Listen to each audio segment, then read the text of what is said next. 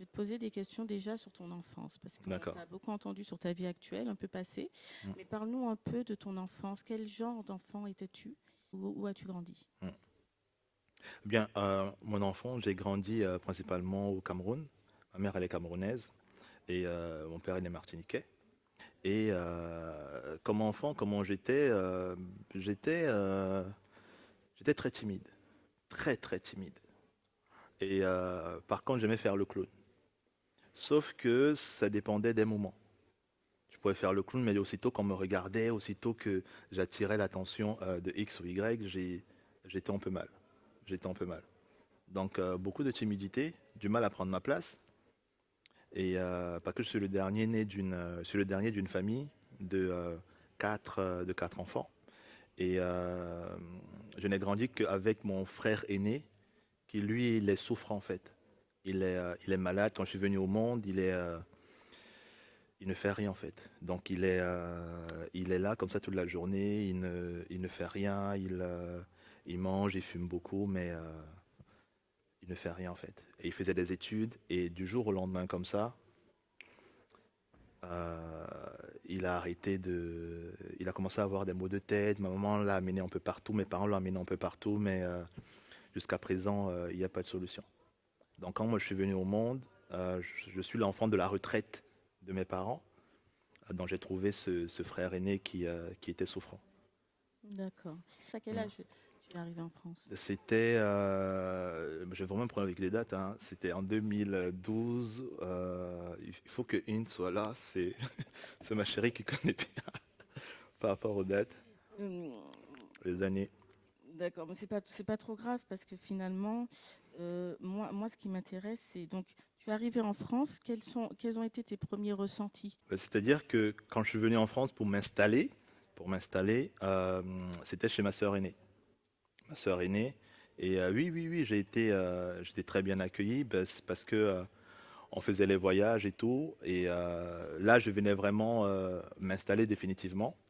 Et c'était assez cool quand même. C'était assez cool parce que je me rendais pas compte que c'était difficile. Je venais de faire le baccalauréat et je l'avais raté. J'étais le dernier de ma salle, le seul de ma salle à avoir échoué, alors que j'étais premier de classe.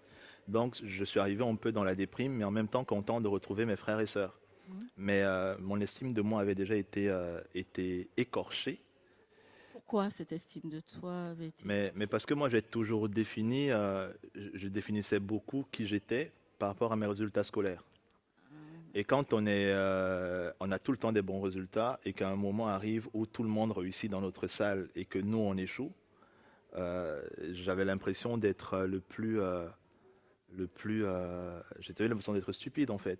J'avais l'impression que ce par quoi on m'avait tout le temps défini, je l'avais plus. Donc j'avais une grosse perte de repères, je pensais que je n'étais plus rien. Parce qu'il faut savoir que tu fais très bien de parler de l'enfance, parce que quand mon frère aîné était souffrant, toute l'attention de mes parents était sur mon frère aîné. Et moi, j'étais le dernier. La seule fois où on a vraiment attiré une attention sur ce que je faisais, c'est quand j'ai ramené une bonne note. Et c'est à partir de ce moment-là, j'ai commencé à comprendre que ramener une bonne note, en fait, c'était un bon point. hum. Et j'ai commencé à croire que, en fait, c'est ça qui définissait qui j'étais à avoir des bonnes notes. Donc, le jour où je n'ai pas mon baccalauréat et que je me dis, mais je suis plus rien, la honte, je suis plus. C'est pour ça que ça affecte mon estime. Et Surtout que les professeurs, quand ils arrivent en classe et qu'ils savent que tu vas donner la bonne note, tu deviens un peu comme une référence, on peut. Donc, on te dit, voilà, tu vas réussir et tout, nanana. C'est comme si ta vie, elle est tracée parce que tu as des bons résultats. Et donc, du coup, quand tu ne l'as pas, tu as l'impression que tu as, d'où la peur de décevoir, tu as l'impression que tu as déçu tout le monde, ta famille, le monde entier, tu n'es plus rien, tu vas te cacher, tu n'as plus envie d'exister et tout. Donc, c'est un peu ce que moi, je vivais dans ma tête.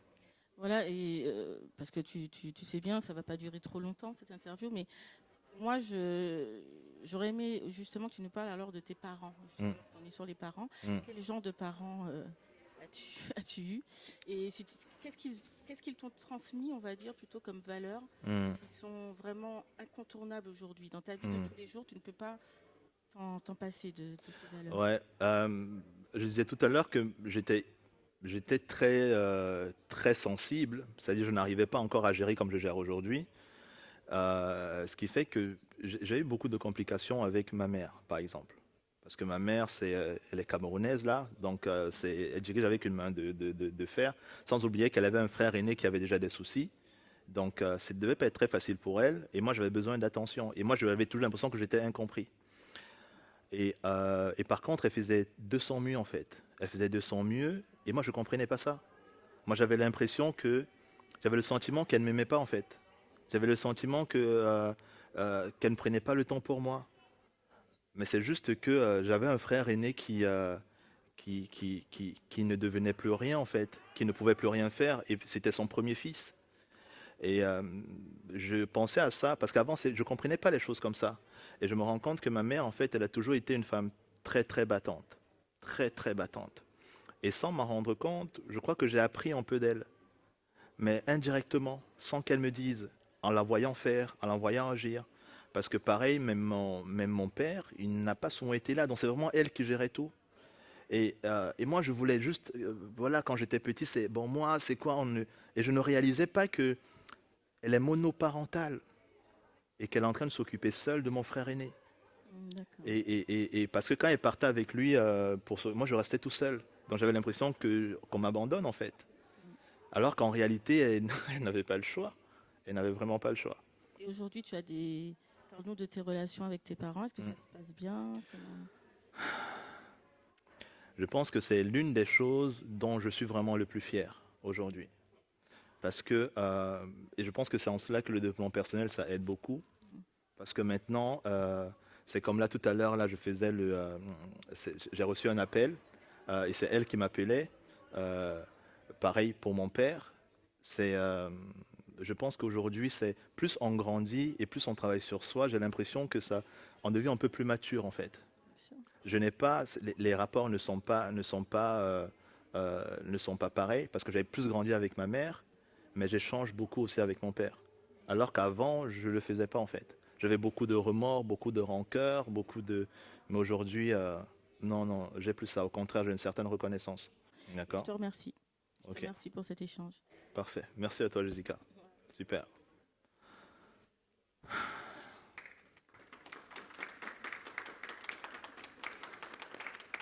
Merci. Merci.